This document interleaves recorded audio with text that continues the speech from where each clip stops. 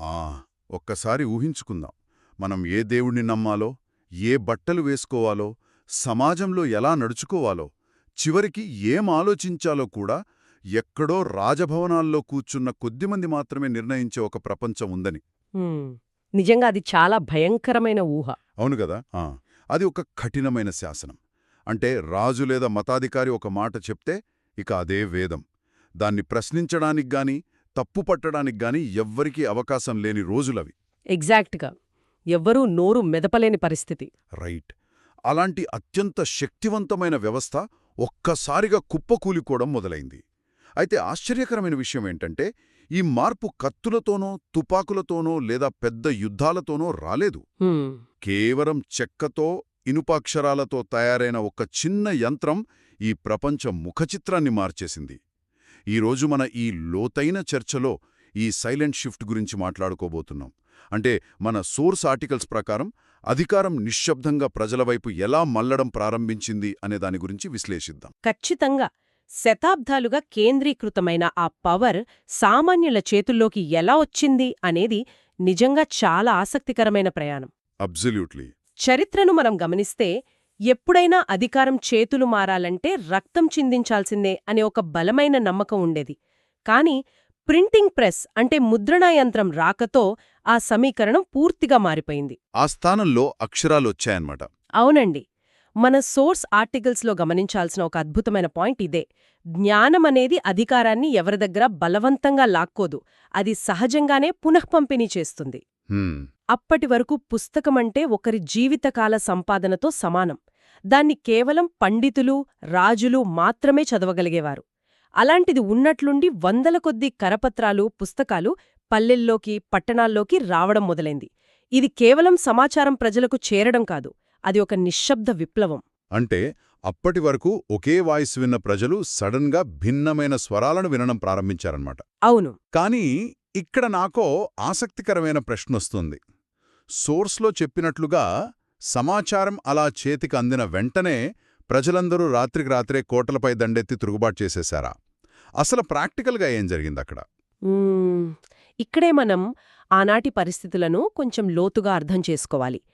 అది అప్పటికప్పుడే జరిగిన తిరుగుబాటు కాదు. దాన్ని మనం ఒక అవగాహన అనొచ్చు. ఓహో, అవగాహన. రైట్. ఒకసారి ఆ కాలాన్ని ఊహించుకోండి. ఒక చిన్న పల్లెటూరు. సాయంత్రం వేళ ఒక రచ్చబండ దగ్గరో లేదా ఒక కూడలిలో జనం సమావేశమయ్యారు. వాళ్లలో చాలామందికి అసలు చదవడం రాదు. అవును, అప్పట్లో అక్షరాస్యత చాలా తక్కువ గదా. అవును. కాని అక్షరాలు తెలిసిన ఒక వ్యక్తి పక్క ఊరి నుంచి వచ్చిన ఒక ముద్రిత కరపత్రాన్ని గట్టిగా చదివి వినిపిస్తున్నాడక్కడ. అందులో వాళ్ల రాజు గురించో లేదా వాళ్లు ఇన్నాళ్లు గుడ్డిగా నమ్మిన ఒక మతపరమైన ఆచారం గురించో ఒక కొత్త విశ్లేషణ ఉంది. రైట్. అప్పటివరకు వాళ్లకు తెలిసిన నిజం ఒకటే. ఇప్పుడు ఇంకొక కొత్త నిజం లేదా భిన్నమైన కోణం వినిపించింది. వావ్! అంటే చదవడం రాని వాళ్లక్కూడా సమాచారం ఇలా ఈ రూపంలో చేరిందన్నమాట. ఇది నిజంగా ఊహించడానికి చాలా ఆసక్తికరంగా ఉంది. సో ఒకే విషయంపై రెండు రకాల అభిప్రాయాలు విన్నప్పుడు మెదడు సహజంగానే ఈ రెండిట్లో ఏది నిజమని పోల్చి చూసుకోవడం మొదలుపెడుతుంది కదా. ఎగ్జాక్ట్గా. ఆ పోల్చి చూడటమే మొదటి అడుగు. అక్కడే ప్రశ్నించే తత్వం పుడుతుంది. మనం ఇన్నాళ్లు నమ్మింది కరెక్ట్ కాదేమో అనే చిన్న సందేహం ఆ రచ్చబండ దగ్గర మొదలవుతుంది.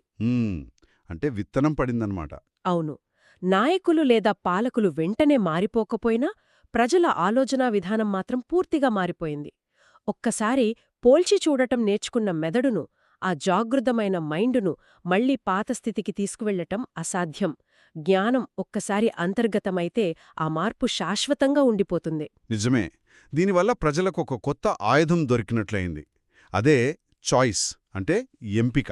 అవును. అనేక రూపాల్లో అభిప్రాయం రావటం వల్ల సమాజంలో ఈ చాయిస్ అనే కొత్త భావన పుట్టుకొచ్చింది. మన సోర్స్ ఆర్టికల్స్ ఈ పాయింట్ను చాలా బలంగా చెప్పాయి. ఒక సాధారణ వ్యాపారి తన ప్రయాణాల్లో కేవలం సుగంధ ద్రవ్యాలనో బట్లను మాత్రమే కాదు, కొత్త ఆలోచనలున్న కరపత్రాలను తన సంచిలో వేసుకుని ఒక ప్రాంతం నుండి మరొక ప్రాంతానికి మోసుకెళ్లాడు. కరెక్ట్. దాని ఐడియాస్ ట్రాన్స్పోర్ట్ అనొచ్చు. అవును. అలాగే ఒక బడిపంతులు ముద్రించిన ఒక పాఠాన్ని తన విద్యార్థులకు ఎలా వివరిస్తున్నాడు అనే చిన్న విషయం ఏకంగా ఒక తరాన్ని తీర్చిదిద్దే స్థాయికి చేరింది కదా. అవునండి. అధికారమనేది రాతి కట్టడాల నుండి బయటకు వచ్చి ప్రజల మధ్య, వాళ్ల మాటల మధ్య ప్రవహించడం ప్రారంభించిందిక్కడే. ఎప్పుడైతే వాళ్లకు ఎంపిక చేసుకునే స్వేచ్ఛ వచ్చిందో వాళ్లలో తాము కూడా సమాజంలో ఒక భాగమే అన్న ఫీలింగ్ మొదలైంది. అవగాహన పెరిగే కొద్దీ వ్యవస్థలో భాగస్వామ్యం కూడా పెరుగుతుంది. అప్పటివరకు రాజుగారు చెప్పారు, మనం వినాలి అనుకున్నవాళ్లు ఇలా ఎందుకు చేయాలి, అలా చేయొచ్చు కదా అని ప్రతిస్పందించడం మొదలుపెట్టారు. అంటే మీరు ఈ ఎంపికల స్వేచ్ఛ గురించి చెబుతుంటే నాకొక పర్ఫెక్ట్ పోలిక గుర్తొస్తోంది. చెప్పండి. ఇది ఎలా ఉందంటే, ఒకప్పుడు మన ఇళ్లల్లో ఆ టీవీల్లో ఒకే ఒక్క ఛానల్ ఉండేది కదా. దూరదర్శన్. అవును. అందులో ఏదొస్తే అదే చూడాలి, వాళ్ళు ఏది చెబితే అదే వార్త. కాని ఇప్పుడు మన చేతిలో స్మార్ట్ఫోను, ఇంటర్నెట్ వచ్చాక వేల కొద్ది ఛానల్సు, లక్షల కొద్ది అభిప్రాయాలను ఎంచుకునే స్వేచ్ఛ వచ్చింది. రైట్. అయితే ఇక్కడ నాకొక సందేహముంది. ఒకే ఛానల్ ఉన్నప్పుడు ఏది నమ్మాలో, ఎలా ఆలోచించాలో చాలా స్పష్టంగా ఉండేది గదా. కాని వేల ఎంపికలున్నప్పుడు విపరీతమైన గందరగోళం వస్తుంది గదా. ఇంత స్వేచ్ఛను ఆనాటి సమాజం అసలు ఎలా హ్యాండిల్ చేసింది? మీరు అడిగిన ఈ ప్రశ్న చాలా కీలకమైనది. స్వేచ్ఛ అనేది ఊరికే రాదు, దానితో పాటే ఒక పెద్ద భారం కూడా వస్తుంది. అదే బాధ్యత. పాతకాలంలో నిర్ణయాలు తీసుకునే భారం మొత్తం రాజులపైనో, పండితులపైనో ఉండేది. సామాన్యులకసలా తలనొప్పే లేదు. అవును గదా, సింపుల్ లైఫ్. కాని ఎప్పుడైతే సమాచారం ప్రజల చేతిలోకి వచ్చిందో, ఏది సత్యం, ఏది అసత్యం అని బేరీజు వేసుకోవాల్సిన బాధ్యత వాళ్లమీద పడింది. ఒక కరపత్రం చదివిన వెంటనే దాన్ని నమ్మాలా వద్దా అని నిర్ణయించుకునే బాధ్యత పంచుకోబడింది. పంచుకున్న అధికారం ఎప్పుడూ బాధ్యతను పెంచుతుంది. ఆ స్వేచ్ఛను ఎలా వాడుకోవాలి అన్నదే అప్పటి సమాజం ముందున్న అతిపెద్ద సవాలు. ఓహో, అంటే అధికారాన్ని అందుకోవడం సులువే, దాన్ని సరిగ్గా వాడుకోవడం కష్టం అన్నమాట. మరిదంతా జరుగుతున్నప్పుడు పాత వ్యవస్థలు కేవలం చూస్తూ ఉండిపోయాయా? ఖచ్చితంగా అడ్డుకోటానికి ప్రయత్నించి ఉంటాయి కదా. ఒక రాజు తన చేతిలో ఉన్న పవర్ పోతుంటే అలా చూస్తూ ఊరుకోడు కదా. ఖచ్చితంగా ఊరుకోరు. ఏ పాత వ్యవస్థ తన అధికారాన్ని అంత సులభంగా వదులుకోదు కదా. ఈ మార్పు ఏమీ సాఫీగా జరగలేదు. ముద్రిత అక్షరాన్ని చూసి అప్పటి అధికార కేంద్రాలు విపరీతంగా భయపడ్డాయి. భయపడ్డాయా? అవును. వాళ్లు దీన్ని నిరోధించడానికి సెన్సార్షిప్లు తెచ్చారు, పుస్తకాలను తగలబెట్టారు. ఎందుకంటే అధికారం ఎప్పుడూ ఒకరి చేతిలో ఉంటే అక్కడ పనులు చాలా వేగంగా, స్పష్టంగా జరుగుతాయి. నిర్ణయం తీసుకునేదే ఒక్కరే కాబట్టి పెద్దగా గందరగోళం ఉండదు. కాని అధికారాన్ని ప్రజలతో పంచుకోవడం అంటే ఆ పాత వ్యవస్థల దృష్టిలో అది గందరగోళాన్ని, ఒక రకమైన అనిశ్చితిని కొనితెచ్చుకోవడమే. నిర్ణయాలు తీసుకోవడంలో విపరీతమైన సంక్లిష్టత పెరుగుతుంది అని వాళ్లు భయపడ్డారు. ఒక్క నిమిషం, ఇక్కడ నేను కొంచెం భిన్నంగా ఆలోచిస్తున్నాను. ఆ పాత వ్యవస్థలు భయపడిన దాంట్లో కూడా కొంత నిజం ఉంది కదా. ఎలా అంటారు? అంటే ఒక పని చేయడానికి ఒక్కడి నిర్ణయం తీసుకుంటే ఒకరోజు పడుతుందనుకుందాం. అదే 10 మంది కలిసి 10 రకాలుగా వాదించుకుంటే ఆ పని జరగడానికి వారం పట్టొచ్చు. దీనివల్ల వ్యవస్థ నెమ్మదిస్తుంది కదా. నిర్ణయాల్లో ఈ సంక్లిష్టత రావడం వల్ల మొత్తం సమాజం వెనకబడిపోతుందేమో అన్నది నా వాదన. మరి దీన్ని మనం ఒక సానుకూల పరిణామంగా ఎలా చూడగలం? అవునండి, మీరు చెప్పింది చాలా ప్రాక్టికల్ వాదన. సంక్లిష్టత పెరిగిన మాట వాస్తవమే, నిర్ణయాలు నెమ్మదించిన మాట కూడా వాస్తవమే. కాని వేగం కంటే బలమైనది మరొకటి ఉంది, అదే భాగస్వామ్యం. ఓకే. ఒక రాజు ఒక్కరోజులో తీసుకునే నిర్ణయం వేగంగా ఉండొచ్చు, కాని అది ప్రజలకి ఇష్టం లేకపోతే ఎప్పుడైనా కూలిపోవచ్చు. కాని 10 మంది కలిసి చర్చించి పోల్చిచూసి తీసుకునే నిర్ణయం నెమ్మదిగా రావొచ్చు, కాని అది చాలా బలమైన పునాది మీద నిలబడుతుంది. అంటే ఎక్కువ కాలం నిలబడుతుందంటారు. ఎగ్జాక్ట్లీ. ప్రజలు కేవలం ఆదేశాలు పాటించే యంత్రాల్లా కాకుండా సమాచారాన్ని మూల్యాంకనం చేసే వ్యక్తులుగా మారారు. వ్యవస్థ నెమ్మదించినా సరే ఈ భాగస్వామ్యమే నిజమైన ప్రజాస్వామ్యానికి ప్రాణం పోసింది. అధికారమనేది ప్రజల మీద బలవంతంగా రుద్దినప్పుడు కన్నా వాళ్లు దాన్ని అర్థం చేసుకుని చర్చించి సొంతం చేసుకున్నప్పుడే అత్యంత బలంగా ఉంటుంది. అద్భుతమండి. అంటే మనం స్పీడ్ కాంప్రమైజ్ అయినా సరే స్టెబిలిటీని సాధించామన్నమాట. అక్షరం ద్వారా వచ్చిన ఈ మార్పు సమాజంలో ఒక కొత్త సమతుల్యతను తీసుకువచ్చింది అని మనం స్పష్టంగా అర్థం చేసుకోవచ్చు. పాలించేవారికి, పాలింపబడేవారికి మధ్య ఉన్న ఆ అఖండమైన దూరం క్రమంగా తగ్గింది. అవును. అయితే దీని అర్థం పాత వ్యవస్థలు రాత్రికి రాత్రే మాయమైపోయాయని కాదు సుమా. రాజ్యాలు, నాయకులన్నీ అలాగే ఉన్నాయి. కాని ప్రజలు ఆ అధికారానికి మరింత దగ్గరయ్యారు. వాళ్లు ప్రశ్నించడం నేర్చుకున్నారు కాబట్టి పాలకులు కూడా వాళ్లకు సమాధానం చెప్పాల్సిన పరిస్థితి ఏర్పడింది. అకౌంటబిలిటీ వచ్చింది అంటారు. అవును, ఇది పర్ఫెక్ట్ లేదా పూర్తిగా సమానమైన వ్యవస్థ అని నేను చెప్పను. ఎందుకంటే సమాజంలో అంతరాలింకా ఉన్నాయి కదా. కానీ ఇది గతంతో పోలిస్తే ఒక విభిన్నమైన వ్యవస్థ. అసలు ఏమాత్రం బ్యాక్గ్రౌండ్ లేని సామాన్యుల నుండి గొప్ప నాయకత్వం, గొప్ప ఆలోచనలు పుట్టుకురావడం ఈ కొత్త సమతుల్యత వల్లే సాధ్యమైంది. జ్ఞానం అనేది ఎవరి సొత్తూ కాదు, అది ఎక్కడైనా మొలకెత్తవచ్చు అనేదానికి ఇదే పెద్ద నిదర్శనం. అయితే ఈ సోర్స్ అంతా చదివిన తర్వాత నాకొక 5 ముఖ్యమైన పాఠాలు చాలా స్పష్టంగా అర్థమయ్యాయి. చెప్పండి. 1. జ్ఞానం అధికారాన్ని పునఃపంపిణీ చేస్తుంది. ఖచ్చితంగా. 2. ఆ అవగాహన అనేది భాగస్వామ్యాన్ని సృష్టిస్తుంది. ప్రజలు సిస్టంలో పార్టవుతారు. అవును. 3. ఈ పంచుకున్న అధికారం బాధ్యతను కూడా అమాంతం పెంచుతుంది. ఇక 4వ పాయింట్ ఏంటంటే, ఒకసారి అంతర్గతీకరించుకున్న మార్పు అంటే మైండ్లోకి వెళ్ళిపోయిన చేంజ్ శాశ్వతమవుతుంది. దాన్ని రివర్స్ చేయలేం.